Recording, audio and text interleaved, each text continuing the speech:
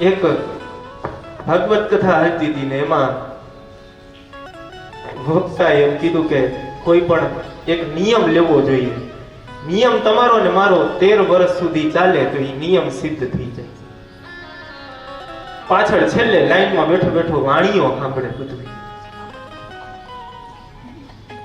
કે એ નિયમ લેવાથી 13 વર્ષે નિયમ સિદ્ધ થાય અને ભગવાનની કૃપા આપણી ઉપર વરસે. વાણીઓ ઘેરાયો એમ થયું કે શાસ્ત્રીજીએ કંઈક નિયમ લેવાનું કીધું હતું. આપણે એક નિયમ લઈએ પણ એ નિયમ નડવો ન જોઈએ. આપણે નથી ઓલી માનતા રાખતા કે મારી હાડી છે તો કેવાની તો સીતાફળની એ બહુ ખાવામાં ન આવે. સીતાફળ કેરીની કોઈ ન રાખે કેમ કે ઉનાળામાં પાછું રસ પીવું હોય. પણ અહીંયા વાણિયાએ નિયમ રાખ્યો. કેવો નિયમ? કોઈને દક્ષિણા ન દેવી. ફાયદામાં રહીએ ને અને નિયમનો શાસ્ત્રીજીની પરીક્ષા થઈ જાય કે 13 વર્ષે નિયમ સિદ્ધ થાય છે કે નહીં.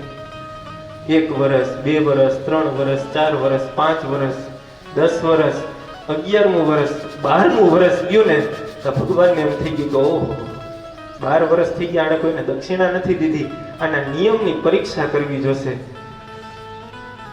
બાકી આ સમાજમાં ખોટો સંદેશો ખોલાશે કે આવી રીતના નિયમ સિદ્ધ થઈ જાય તો આ દક્ષિણા ન દેવાનો નિયમ તો થોડોક સિદ્ધ કરાય એમ.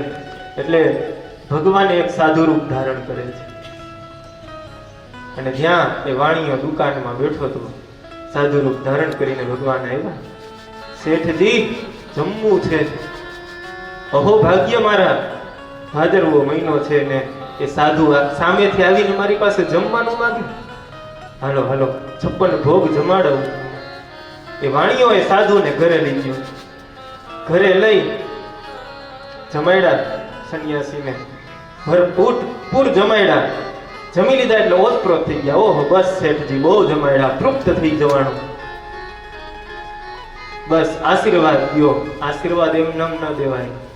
દેવ ગુરુ અને બ્રાહ્મણ હે શેઠજી તમારી ઘેર જમવા આવે, તમે કદાચ સોનાની થાળીમાં જમાડો પણ જમાડીને જો દક્ષિણા ન આપો તો તમારું જમવાનું ફેલ જાય. વાણીઓ કે ભલે જમવાનું અમારું ફેલ જાય, દક્ષિણા હું ન દઉં. 12 વર્ષના નિયમ છે મારા, નિયમ તોડવું નહીં. તો કે ઈ નિયમ તોડ કે ન તોડ, તારે મને દક્ષિણા દેવી પડશે. બાકી તારું ખાવાનું તો ઠીક, હું આઈને પ્રાણ ત્યાગી દઈશ અને બ્રહ્મ હત્યાનો દોષ તારી માથે નાખીશ.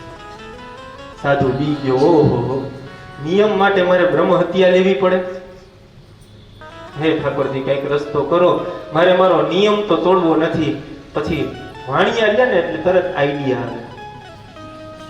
એક યુક્તિ કરી, એક કામ કરું. એને કાલ જમવા માટે બોલાવી લો, પછી કાલ કંઈક કરશું.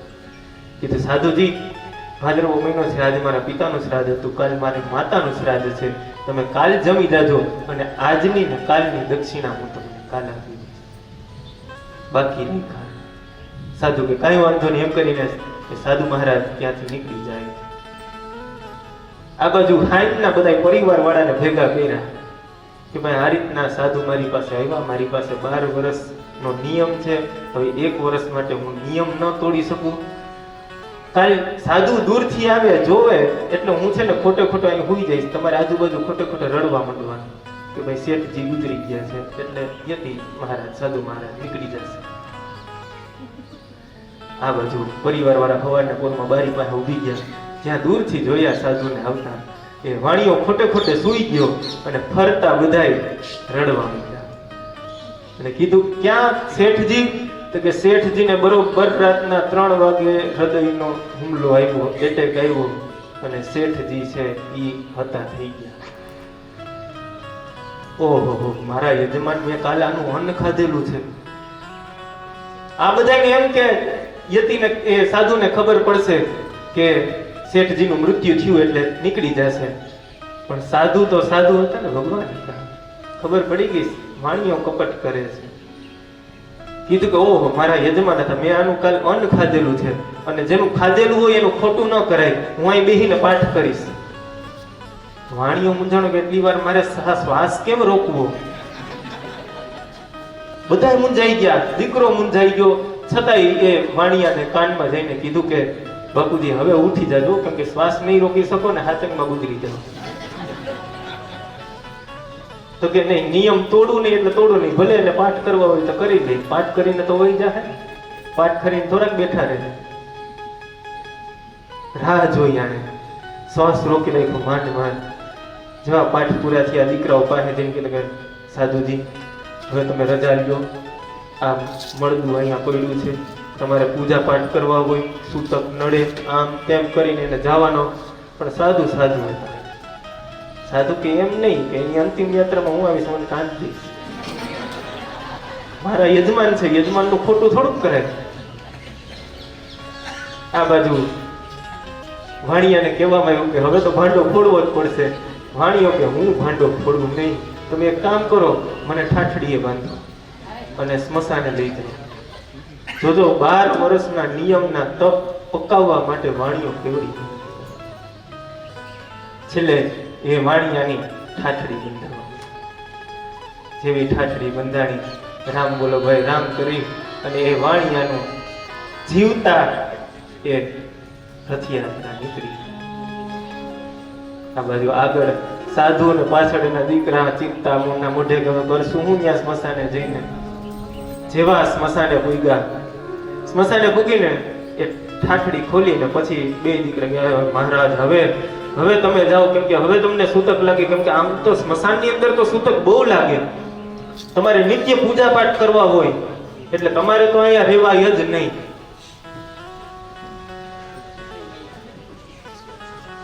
દીકરાઓની પ્રાર્થના, વાણિયાની ચિંતા એ વધતી જાય છે. વાણિયો મૂંઝાતો રહે છે કે હવે તો મહારાજ નીકળી જાય તો સારું, હવે તો મહારાજ નીકળી જાય તો સારું. પણ સાધુ રૂપે આવેલા ભગવાન અંતર્યામી હતા, બધું જાણતા હતા કે વાણિયો છે એ કપટ કરે છે અને એનું કપટ દૂર કરવા માટે દીકરાઓએ કીધું કે હવે મહારાજ તમે નીકળો. બોલો કે નહીં હો, હું નિત્ય અગ્નિહોત્રી બ્રાહ્મણ છું, સાધુ તો છું પણ અગ્નિહોત્રી બ્રાહ્મણ છું. હે દીકરાઓ, તમારા પિતાની એ ચિતાને અગ્નિ હું દઈશ તો એનો મોક્ષ થશે. આ બાજુ અગ્નિ દેવાનું જ્યાં નામ પડ્યું, દીકરા વધારે મૂંઝાઈ ગયા કે અરે મારા પિતા એક તો જીવતા છે, જીવતા એની ઠાઠડી તો અમે કાઢી લીધી અહીં સુધી, હવે મારે ચિતામાં અગ્નિ પણ દેવી. હવે મારે બાપુજીને સમજાવવા પડશે કે હવે ઊભા થઈ જાઓ, તમારો નિયમ ગયો, કાંઈ વાંધો નહીં, નિયમ હોય ને તો નિયમ રાખજો, પાછા 12 વર્ષ કરી લેજો, પણ આમાંથી તમે ઊભા થઈ જાઓ. દીકરા પાસે એ બાપુજી પાસે આવ્યા દીકરા કે પિતાજી હવે આપણો સમય થઈ ગયો છે ભાંડો ફૂટવાનો. એ એમ કહે છે કે હું અગ્નિહોત્રી છું, અગ્નિહોત્રી બ્રાહ્મણના હાથે જો ચિતાને અગ્નિ દેવાય તો એનો મોક્ષ થાય, હવે તમારો હાચે મોક્ષ થઈ જાય. વાણિયો કે નિયમ તોડવું નહીં એટલે તોડવું જ નહીં, તમે મને ચિતામાં હુવડાવીને પાછા એકવાર એની પાસે જાઓ કે તમે હવે નીકળો. ચિતામાં ઈ જીવતા વાણિયાને સુવડાવવામાં આવ્યો નિયમની પાછળ, અને એ એક અગરબત્તી લઈને ગયા કે મહારાજ તમારે ચિતાને આગ દેવાની જરૂર નથી, કામ કરો આ અગરબત્તીને પ્રજ્વલિત કરી દો, અમે ચિતા ભેગી આ અગરબત્તીને મૂકી દેશું એટલે તમારું આવી જાય અને અમારું પણ આવી જાય. યતિ રૂપે આવેલા ભગવાન એ વારંવાર પરીક્ષા કરે. કીધું નહીં, હું અગ્નિ દઈશ એટલે હું જ અગ્નિ દઈશ, અગરબત્તી નો. હું બાકસની દિવાળી એ ઘાસની અંદર ચાપીશ અને એ ઘાસને એ ચિતામાં મૂકીશ. છેલ્લે દીકરાને એમ થઈ ગયું કે ઓહો હવે કઈ થાય એમ નથી. એ પિતાને કીધું કે હવે તમારે ઊભું થઈ જવું જોઈએ. ત્યારે પિતાએ કીધું નહીં, નિયમ એ તો નિયમ, હવે ભગવાનને જે કરવું હોય કરે, મારે નિયમ તોડવો નથી. અગ્નિ દ્યો, અને જ્યાં અગ્નિ એ સાધુને દેવામાં આવીને અગ્નિ એ સાધુ રૂપે આવેલા ભગવાન દેવા જતા હતા, એ સાધુમાંથી ચતુર્ભુજ રૂપે ભગવાને પ્રગટ થયા. આગળ ઊભો થા, તારો નિયમ પાકો. નિયમ આવા હોવા જોઈએ. આપણે 11 ના નિયમ રાખ્યા હોય, 3 11 કરતા હોય ને ચોથી 11 કોક એમ કે હાલો ભાઈ પંજાબી ખાવા જઈએ, પછી આવતી 11 કરી લેજે, તો આપણા નિયમ તરત તૂટી જાય છે.